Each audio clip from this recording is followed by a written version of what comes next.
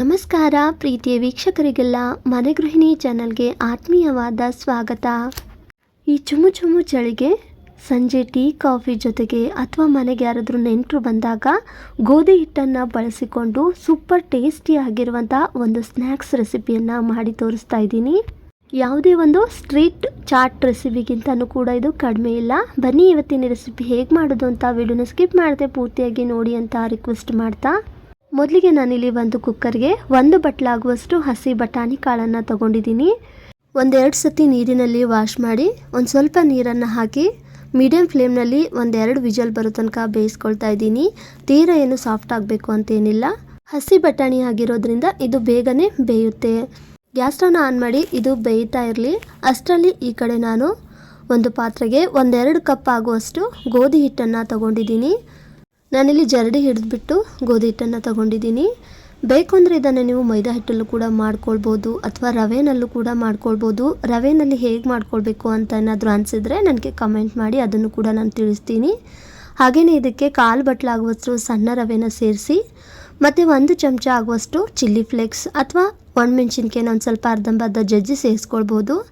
ಹಾಗೆಯೇ ಒಂದು ಸ್ವಲ್ಪ ರುಚಿಗೆ ತಕ್ಕಷ್ಟು ಉಪ್ಪು ಮತ್ತು ಒಂದು ಸ್ವಲ್ಪ ಬಿಳಿ ಎಳ್ಳು, ಹಾಗೆಯೇ ಒಂದು ಸ್ವಲ್ಪ ಅಜ್ವೇನವನ್ನು ಸೇರಿಸ್ತಾ ಇದ್ದೀನಿ.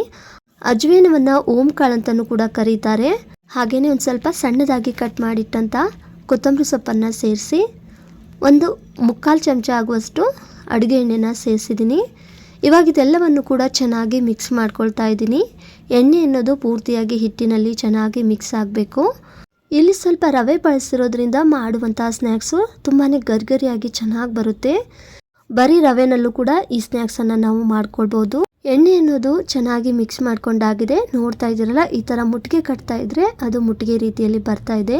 ಹೀಗಿದ್ರೆ ಎಣ್ಣೆ ಕೂಡ ಪರ್ಫೆಕ್ಟ್ ಆಗಿದೆ, ಹಾಗೆ ಚೆನ್ನಾಗಿ ಕೂಡ ಬೆರ್ತಿದೆ ಅಂತ ಅರ್ಥ. ನಂತರ ಇವಾಗ ಸ್ವಲ್ಪನೇ ತಣ್ಣೀರನ್ನು ಸೇರಿಸ್ತಾ ಒಂದು ಸ್ವಲ್ಪ ಇದನ್ನು ನಾನಿಲ್ಲಿ ಚಪಾತಿ ಹಿಟ್ಟಿನ ಹದಕ್ಕೆ ನಾದ್ಕೊಳ್ತಾ ಇದ್ದೀನಿ. ತೀರ ಗಟ್ಟಿಯಾಗಿ ಅಲ್ಲ, ಯಾಕಂದರೆ ಇಲ್ಲಿ ನಾನು ರವೆನ ಬಳಸಿರೋದ್ರಿಂದ ರವೆ ಒಂದು ಸ್ವಲ್ಪ ನೆಂದ ಮೇಲೆ ಮತ್ತೆ ಅದೊಂದು ಸ್ವಲ್ಪ ಗಟ್ಟಿ ಹದಕ್ಕೆ ರೆಡಿ ಆಗುತ್ತೆ. ಹಾಗಾಗಿ ಒಂದು ಸ್ವಲ್ಪ ಸಾಫ್ಟಾಗಿ ನಾದ್ಕೊಂಡು ಇದನ್ನಿವಾಗ ಒಂದು 10 ನಿಮಿಷ ನಾನಿಲ್ಲಿ ನೆನೆಯಲು ಬಿಡ್ತಾ ಇದ್ದೀನಿ. ಇದೊಂದು ಸ್ವಲ್ಪ ನೆನೀತಾ ಇರಲಿ. ಅಷ್ಟರಲ್ಲೇ ಈ ಕಡೆ ಬಟಾಣಿ ಕಾಳು ಕೂಡ ಇವಾಗ ಬೆಂದಿದೆ. ನಾನಿಲ್ಲಿ 2 ವಿಜಲನ್ನು ಬೇಯಿಸ್ಕೊಂಡಿದ್ದೀನಿ. ನೋಡಿ, ಈ ಥರ ಸಾಫ್ಟ್ ಆಗಿದ್ದರೆ ಸಾಕು. ತೀರಾ ಏನು ಸಾಫ್ಟಾಗಿ ಇರಬೇಕು ಅಂತೇನಿಲ್ಲ. ಇವಾಗ ಇದನ್ನು ನಾನಿಲ್ಲಿ ಒಂದು ಪ್ಲೇಟಲ್ಲಿ ತೆಗೆದಿಟ್ಕೊಂಡಿದ್ದೀನಿ. ಸ್ವಲ್ಪ ಕೂಡ ನೀರಿರಬಾರ್ದು. ನೋಡಿದ್ದೀನಿ, ಇವಾಗ ನಾನಿಲ್ಲಿ ಸ್ಮ್ಯಾಶ್ ಮಾಡ್ತಾ ಇದ್ದೀನಿ. ನಾನಿಲ್ಲಿ ಒಂದು ಸ್ವಲ್ಪ ಇದನ್ನು ಅರ್ಧಂಬರ್ಧ ಸ್ಮ್ಯಾಶ್ ಮಾಡಿ ರೆಡಿ ಮಾಡಿ ಇಟ್ಕೊಂಡಿದ್ದೀನಿ.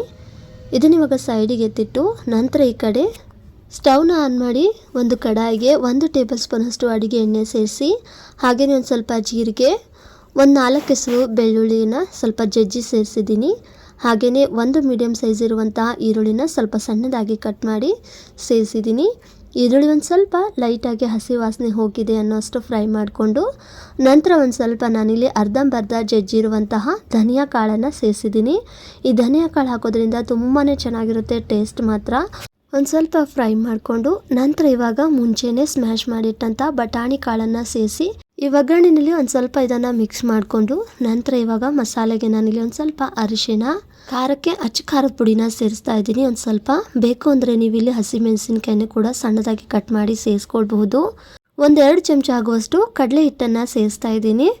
ಇವಾಗ ಇದೆಲ್ಲವನ್ನು ಕೂಡ ಚೆನ್ನಾಗಿ ಮಿಕ್ಸ್ ಮಾಡ್ಕೊಳ್ತಾ ಕಡಲೆ ಹಿಟ್ಟನ್ನು ಹಸಿ ವಾಸನೆ ಹೋಗೋವರೆಗೂ ಇದನ್ನು 1-2-3 ನಿಮಿಷ ಇದೇ ಥರ ಮಿಕ್ಸ್ ಮಾಡ್ಕೊಳ್ತಾ ಸ್ವಲ್ಪ ಫ್ರೈ ಮಾಡ್ಕೊಳ್ತಾ ಇದ್ದೀನಿ. ಕಡಲೆ ಹಿಟ್ಟು ಹಾಕಿದ ಮೇಲೆ ಇದನ್ನು ನಾವು ಚೆನ್ನಾಗಿ ಕೈ ಬಿಡದೇನೆ ಸ್ವಲ್ಪ ಮಿಕ್ಸ್ ಮಾಡ್ಕೊಳ್ತಾ ಇರಬೇಕಾಗುತ್ತೆ, ಇಲ್ಲಾಂದರೆ ತಳ ಹಿಡಿಯೋ ಚಾನ್ಸಸ್ ಇರುತ್ತೆ. ಇವಾಗ ಇದು ಫ್ರೈ ಆಗಿದೆ. ನಂತರ ಇಲ್ಲಿ ನಾನು ಸ್ಟವ್ನ ಆಫ್ ಮಾಡಿ ಕೊನೆಯದಾಗಿ ಇದಕ್ಕೆ ಸ್ವಲ್ಪ ಚಾಟ್ ಮಸಾಲೆನ ಸೇರಿಸ್ತಾ ಇದ್ದೀನಿ. 1 ಚಮಚ ಆಗುವಷ್ಟು ಚಾಟ್ ಮಸಾಲೆ, ಹಾಗೆಯೇ ರುಚಿಗೆ ತಕ್ಕಷ್ಟು ಸ್ವಲ್ಪ ಉಪ್ಪನ್ನು ಸೇರಿಸಿದ್ದೀನಿ. ಆಲ್ರೆಡಿ ಹಿಟ್ಟಿನಲ್ಲೂ ಕೂಡ ಉಪ್ಪಿರೋ ಕಾರಣಕ್ಕೆ ಇಲ್ಲಿ ಮಸಾಲೆಯಲ್ಲೂ ಸ್ವಲ್ಪ ಉಪ್ಪನ್ನು ಸೇರಿಸಿದ್ದೀನಿ. ಕೊನೆಯದಾಗಿ ಒಂದು ಸ್ವಲ್ಪ ಕೊತ್ತಂಬರಿ ಸೊಪ್ಪನ್ನು ಸಣ್ಣದಾಗಿ ಕಟ್ ಮಾಡಿ ಸೇರಿಸಿ ಚೆನ್ನಾಗಿ ಇದನ್ನು ಒಂದು ಸತಿ ಮಿಕ್ಸ್ ಮಾಡಿಕೊಂಡ್ರೆ ಸ್ಟಫ್ ಮಾಡೋದಕ್ಕೆ ಇದು ಮಸಾಲೆ ರೆಡಿಯಾಗಿದೆ.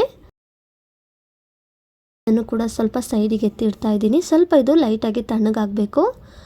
ನಂತರ ಈ ಕಡೆ ನೆನೆಯಕ್ಕಿಟ್ಟಿರುವಂಥ ಹಿಟ್ಟು ಕೂಡ ಚೆನ್ನಾಗಿ ನೆಂದಿದೆ. ಮತ್ತೆ ಇದನ್ನು 1-2 ನಿಮಿಷ ಚೆನ್ನಾಗಿ ನಾದ್ಕೊಳ್ತಾ ಇದ್ದೀನಿ. ನೋಡಿ, ಜಾಸ್ತಿ ಪದಾರ್ಥಗಳೇನೂ ಬೇಕಾಗೋದಿಲ್ಲ. ಮನೆಯಲ್ಲಿರುವಂತಹ ಪದಾರ್ಥಗಳನ್ನೇ ಬಳಸಿಕೊಂಡು ಸಖತ್ ಟೇಸ್ಟಿಯಾಗಿರುವಂತಹ ಈ ರೆಸಿಪಿಯನ್ನು ನೀವು ಮಾಡ್ಕೊಳ್ಬಹುದು. ಇವಾಗ ಈ ಹಿಟ್ಟನ್ನು ತಗೊಂಡು ನಾನಿಲ್ಲಿ ಸ್ವಲ್ಪ ಸಣ್ಣದಾಗಿ ಉಳ್ಳೆಗಳನ್ನು ರೆಡಿ ಮಾಡ್ಕೊಳ್ತಾ ಇದ್ದೀನಿ. ನೋಡಿ, ಇವಾಗ ಈ ಉಳ್ಳೆನ ನಾನಿಲ್ಲಿ ಕೈನಿಂದನೇ ಒಂದಷ್ಟು ಅಗಲಕ್ಕೆ ರೆಡಿ ಮಾಡ್ಕೊಳ್ತಾ ಇದ್ದೀನಿ.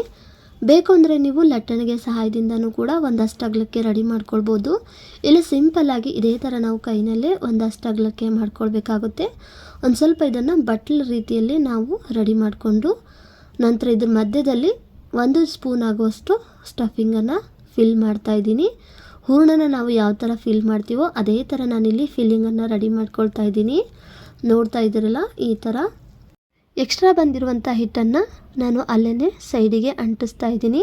ನಂತರ ಇದನ್ನು ಸ್ವಲ್ಪ ಈ ಥರ ಅಂಗೈನಿಂದನೇ ಅಗಲಕ್ಕೆ ಮಾಡ್ತಾಯಿದ್ದೀನಿ. ಈ ಥರ ಫ್ಲ್ಯಾಟಾಗಿ, ತೀರ ತೆಳುವಾಗಿ ಅಲ್ಲ, ಇಷ್ಟಿದ್ರೆ ಸಾಕು. ಇವಾಗ ನಾನಿಲ್ಲಿ ಇನ್ನೊಂದನ್ನು ಕೂಡ ಫಿಲ್ಲಿಂಗನ್ನು ಮಾಡಿ ತೋರಿಸ್ತಾ ಇದ್ದೀನಿ. ಸ್ವಲ್ಪ ನಾವು ಇದನ್ನು ಬಟ್ಲಾಕಾರಕ್ಕೆ ರೆಡಿ ಮಾಡಿಕೊಂಡು ಸ್ಟಫಿಂಗನ್ನು ಫಿಲ್ ಮಾಡ್ತಾ ಇದ್ದೀನಿ. ತೀರ ತೆಳುವಾಗಿ ಇದನ್ನು ನಾವು ಮಾಡ್ಕೊಳ್ಬಾರ್ದು, ಮೀಡಿಯಮ್ ಆಗಿ ಇದನ್ನು ನಾವು ಸ್ವಲ್ಪ ದಪ್ಪದಾಗಿಯೇ ಮಾಡ್ಕೊಳ್ಬೇಕು.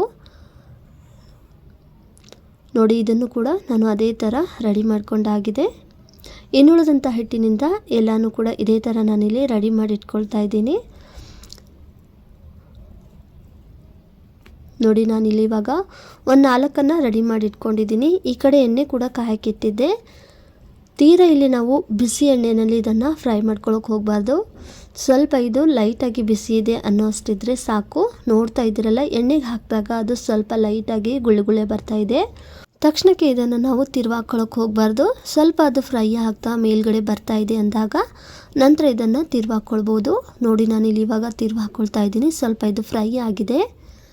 ಇದೇ ಥರ ಎರಡೂ ಬದಿಗೂ ಗ್ಯಾಸನ್ನು ಲೋ ಟು ಮೀಡಿಯಮ್ ಮಾಡ್ಕೊಳ್ತಾ ಸ್ವಲ್ಪ ಹೊಂಬಣ್ಣದ ಕಲರ್ ಬರೋವರೆಗೂ ಬೇಯಿಸ್ಕೊಳ್ತಾ ಇದ್ದೀನಿ.